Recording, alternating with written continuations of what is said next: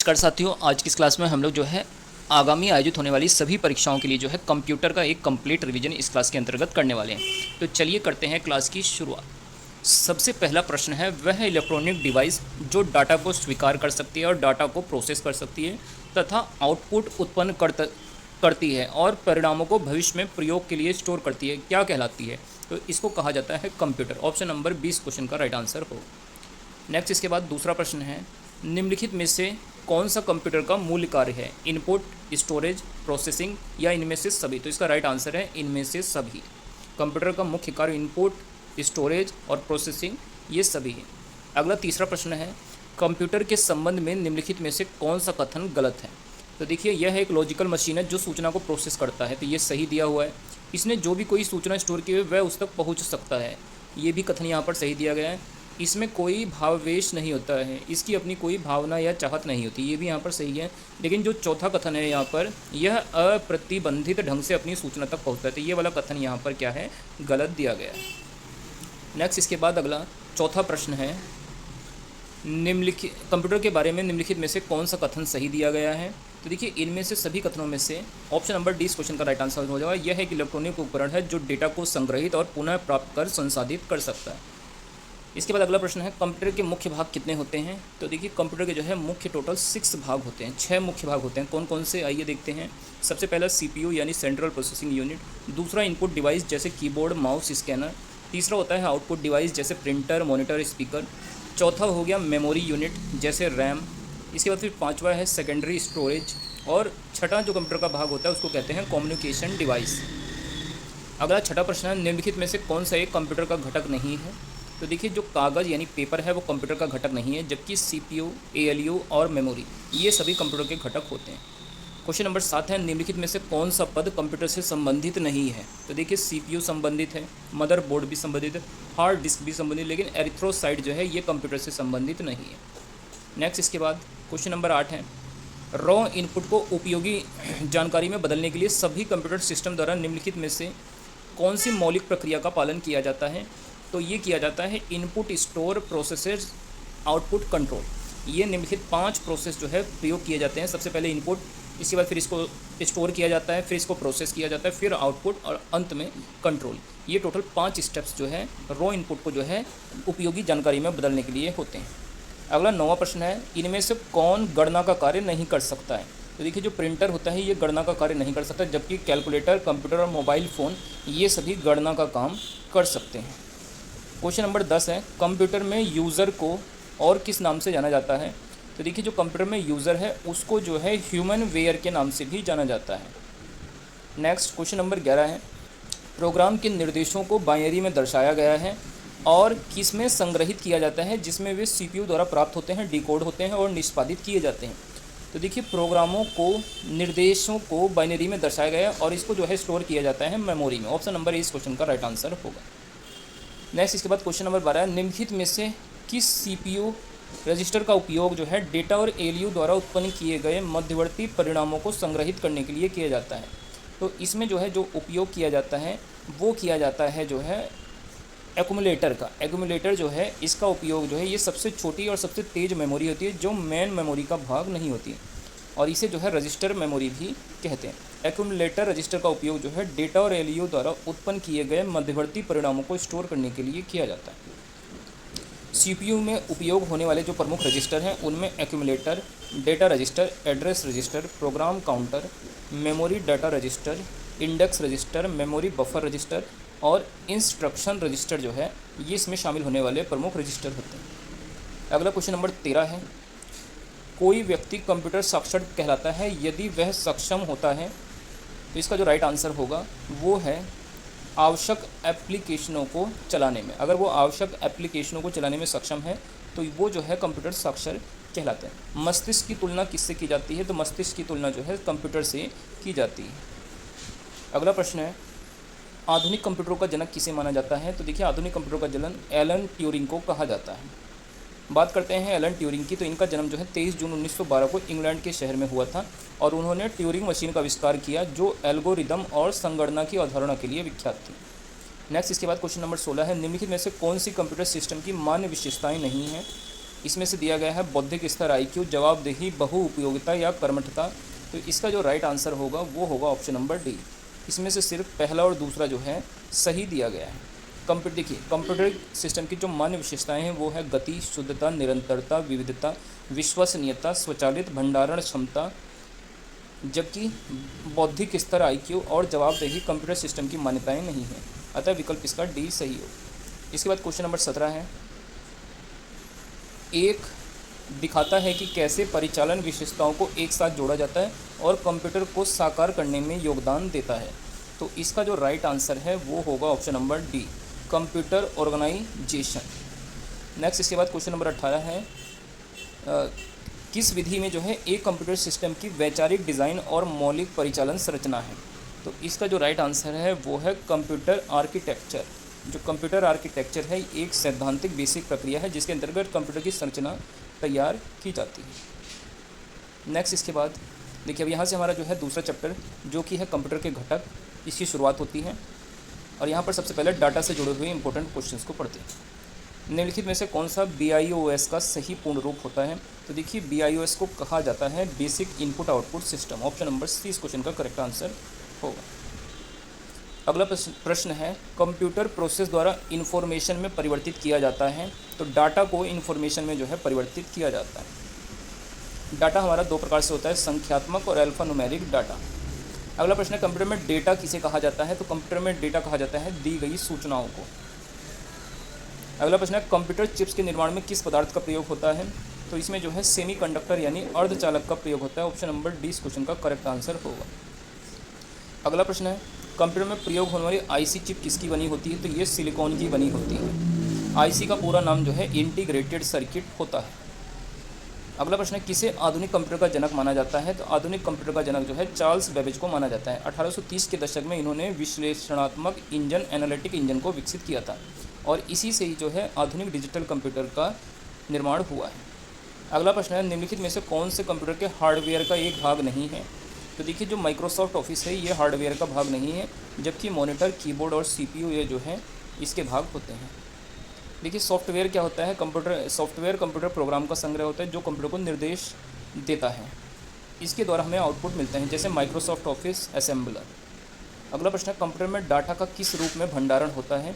तो देखिए कंप्यूटर में डाटा का बाइनरी रूप में भंडारण होता है। बाइनरी संख्या 0 और 1 से मिलकर बनी होती है और इस संख्या को द्विधारी संख्या भी कहा जाता है।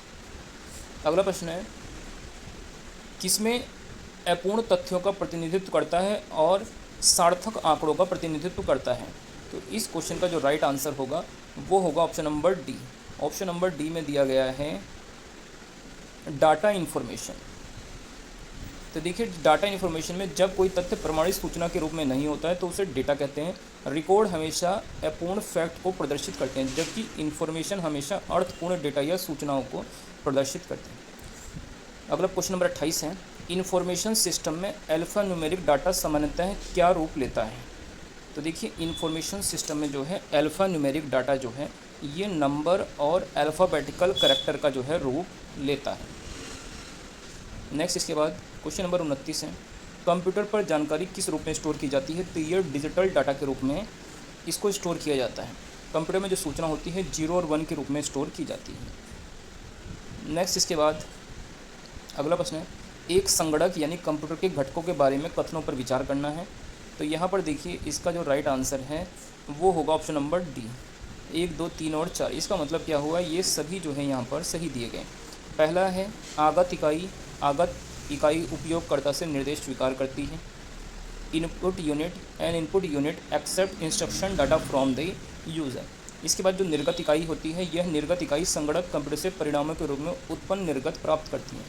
इसी प्रकार जो मेमोरी इकाई है, स्मृति इकाई, इसके कार्यों में प्रसंस्करण के प्रारंभ होने से पहले आगत इकाई के द्वारा दर्ज आगत को संग्रह करना सम्मिलित है। Memory unit it is a incorporates to store the input entered through the input unit before processing starts. और चौथा इसमें जो सेंट्रल प्रोसेसिंग इकाई है, यूनिट है, यह एक संगणक के भीतर का हार्डवेयर होता है जो कंप्यूटर प्रोग्राम के निर्देशों को क्रियान्वित करता है। तो ये सभी यहाँ पर जो है सही दिए गए। अब इसके बाद हम यहाँ पर नेक्स्ट चैप्टर जो कि हमारा सूचना यानी इन्फॉर्मेशन से जुड़ा हुआ है इसको पढ़ें। प्रोसेस डाटा को किस रूप में जाना जाता है। तो देखिए जो प्रोसेस डाटा होता है इसको जाना जाता है इन्फॉर्मेशन के रूप में। नेक्स्ट, निम्नलिखित में से कौन अमेरिकी मानकों के आधार पर OCR फ़ॉन्ट है? तो इसमें से जो है ऑप्शन नंबर जो बी है OCR-A, ये अमेरिकी मानकों के आधार पर OCR फ़ॉन्ट है। देखिए OCR-A अमेरिकी मानकों ANSI के आधार पर OCR फ़ॉन्ट है, जो 1968 में कंप्यूटर ऑप्टिकल कैरेक्टर रिकॉग्निशन के शुरुआती दिनों में बनाया गया एक फ़ॉन्ट है। उन दिनों यह एक ऐसा फ़ॉन्ट था जिससे न केवल कंप्यूटर बल्कि मनुष्यों द्वारा भी पहचाना जा सकता है। नेक्स्ट, इसके बाद अब हम लोग जो है हार्डवेयर से जुड़े हुए कुछ इंपॉर्टेंट क्वेश्चंस को पढ़ेंगे। निम्नलिखित में से कौन सा एम्बेडेड सिस्टम में माइक्रो कंट्रोलर के प्रकार हैं? तो देखिए इसमें से जो है जो ARM माइक्रो कंट्रोलर है, ये जो है एम्बेडेड सिस्टम में माइक्रो कंट्रोलर का एक प्रकार होता है। ऑप्शन नंबर सी इस क्वेश्चन का करेक्ट आंसर होगा। जबकि MRP जो माइक्रो कंट्रोलर है, ये एम्बेडेड सिस्टम में माइक्रो कंट्रोलर का प्रकार नहीं होता है। नेक्स्ट, इसके बाद अगला प्रश्न है, माइक्रो कंट्रोलर के संबंध में PIC का अर्थ क्या होता है? तो देखिए PIC का अर्थ होता है peripheral interface controller, peripheral interface controller.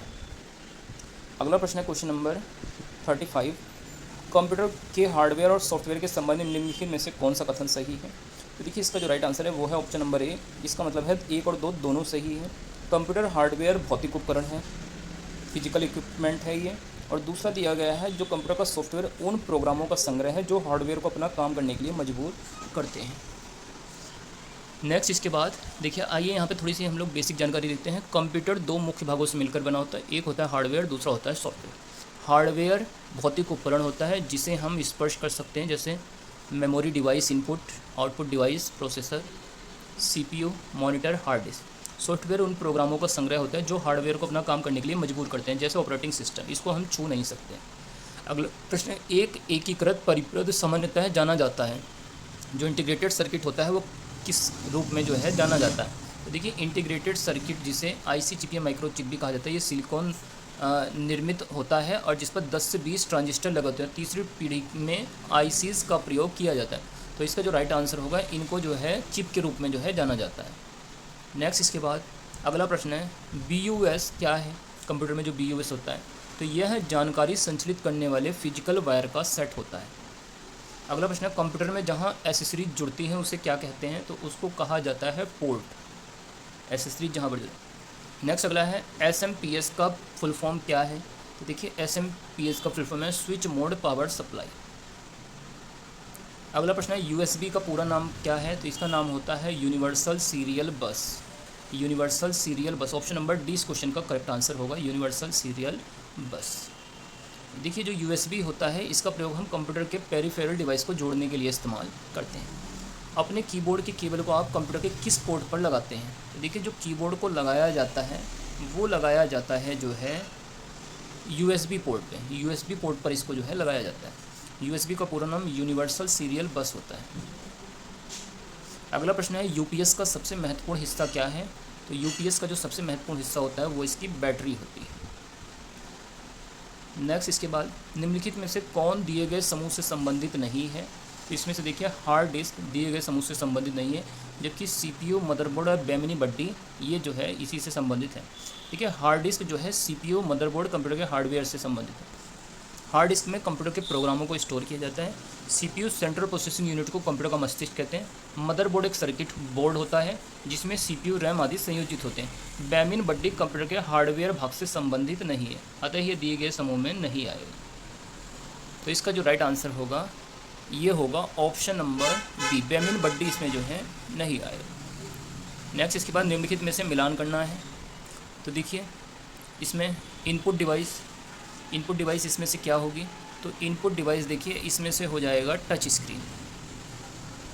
इसके बाद बात करते हैं प्रोसेसिंग डिवाइस की। तो प्रोसेसिंग जो डिवाइस होगा ये हो जाएगा रोम। इसके बाद बात करते हैं स्टोरेज डिवाइस। तो देखिए स्टोरेज डिवाइस होगा इसमें से फ्लैश मेमोरी।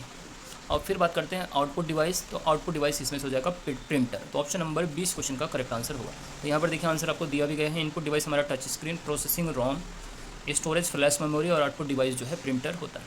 निम्नलिखित में से कौन सा हार्डवेयर है सॉफ्टवेयर नहीं है? तो इसमें से देखिए जो कंट्रोल यूनिट है ये जो है हार्डवेयर है, सॉफ्टवेयर नहीं है। देखिए जो कंट्रोल यूनिट हार्डवेयर है यह सीपीयू का एक भाग होता है जो मेन मेमोरी में स्टोर किए गए प्रोग्रामों से निर्देश प्राप्त करता है। नेक्स्ट इसके बाद अगला प्रश्न है, अधिक समझने योग्य के रूप में परिवर्तित डाटा को क्या कहा जाता है? तो इसको कहा जाता है जानकारी। नेक्स्ट इसके बाद अगला प्रश्न है, सूचना कियोस्क के संबंध में निम्नलिखित में से कौन सा